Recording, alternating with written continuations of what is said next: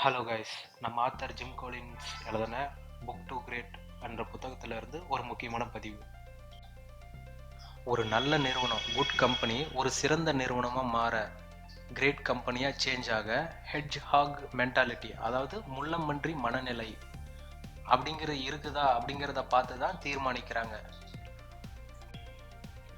நரினாலே தந்திரமானது, அதுக்கு பல வழிகள் தெரியும். ஆனால் முள்ளம்பன்றி அதுக்கு ஒரே ஒரு பெரிய வழி மட்டும்தான் தெரியும்.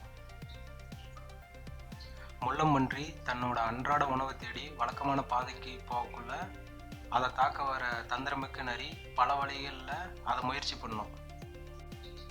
நரி தன்னை தாக்க வருதுன்னு அறிஞ்ச முள்ளம்பன்றி என்ன பண்ணுன்னா, தன்னோட உடம்ப கூர்மையான முட்களாலான தன்னோட உடம்ப ஒரு முழுமையான பந்தா அதோட தன்மையை மாற்றிக்கும். நரி பல வழிகளில் முயற்சி பண்ணியும் முள்ளம்பன்றியை நெருங்க முடியாமல் போயிடும்.